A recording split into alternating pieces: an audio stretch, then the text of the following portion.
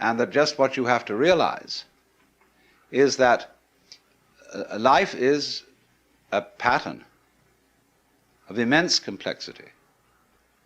And what you call yourself as a living organism, say, I am my whole body at the very least. Now, what is that body? That body is recognizable, and I recognize my friends when I meet them again, with luck, and you recognize me. Although the last time any of you saw me, I was absolutely something entirely different from what I am now. Just as the flame of a candle is never a constant. A flame of a candle is a stream of hot gas. Only you say the flame of the candle as if it were a constant. Well, it is a recognizably constant pattern.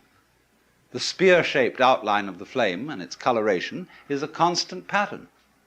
But in exactly the same way, we are all constant patterns.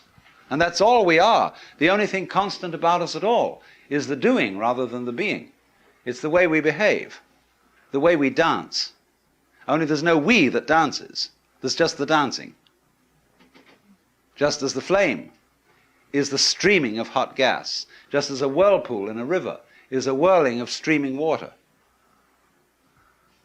There is no thing that whirlpools. There is the whirlpool. And in the same way, each one of us is a very, very delightfully complex undulation of the energy of the whole universe.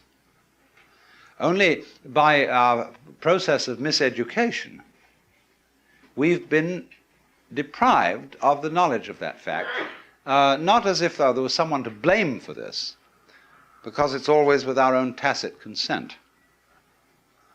Because life is basically a game of hide and seek. Because life is pulsation, on and off. Here it is, and now it isn't. And by being this pulsation, we know it's there. See, you don't know what you mean by on unless you know what you mean by off. That's why when we want to awaken someone, we knock at the door. It's not enough to slam the door once with your fist and make a big noise, but you keep up a pulsation, because that by its on and offness attracts attention. All life, you see, is this flickering in and out. Only there are enormous rhythms in it.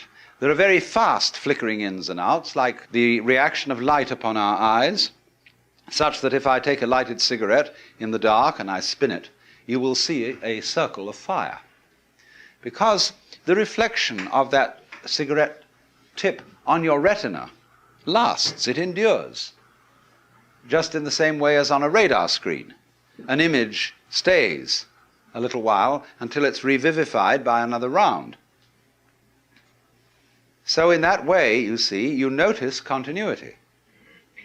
And in the same way then, you notice the continuity of a light, because although, like say, with an arc lamp is actually a flickering light.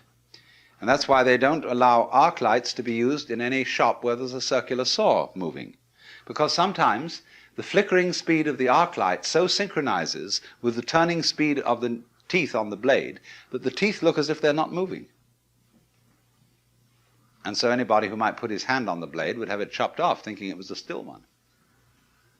So in this way, very fast impulses are looked upon as constant.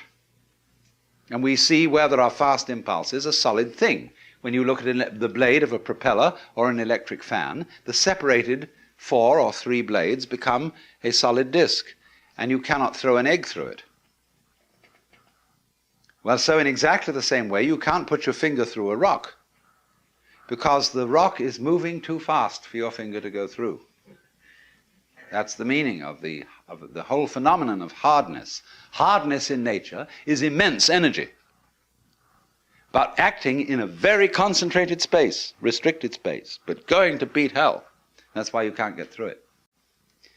Now, from those very tiny fast rhythms, which give us the impression of continuity, there are also in this universe immensely slow rhythms. And these are very difficult for us to keep track of. And they impress us and depress us as our own life and death, as our coming and going, which goes for what is, to us, such a slow pace that we can't possibly believe that it is really a rhythm. We think of it as our birth, as something quite unique that could never occur again because we're so close to it, you see, and it's moving so slowly. And so with that point of view, we are, like Marshall McLuhan has said, he borrowed a metaphor from me, which is that we are driving a car looking at the rear vision mirror. That means that the environment in which you believe yourself to exist is always a past one. It isn't the one you're actually in. The process of growth, the basic process of biology, is one in which lower orders are always being superseded by higher orders. But the lower order can never figure out, or only very rarely figure out, what the higher order is that's taking over. And may see it as a terrible threat, as total disaster, as the very end. But therefore can never be aware that the principle of growth always has and always will continue. Whereas that's what's going on. But you never know what the next step is going to be. Because if you did know, you wouldn't take it. Because it would already be past. Do you understand this? That any certainly known future is an event of which we can say, you've had it. And in that sense, it's past. When we play games, and we say in chess or in bridge or whatever game you're playing, the outcome of the game becomes certain. We at that point cancel the game and begin a new one. Because the whole zest of the thing, and which takes me back to the idea that this whole thing is a hide-and-seek game, is that you don't know what the next order coming up is. But one thing you can be sure of, it will be an order, and it will comprehend. At the moment we stand at a time in history where we're beginning to think of the great countdown on the end of the human race.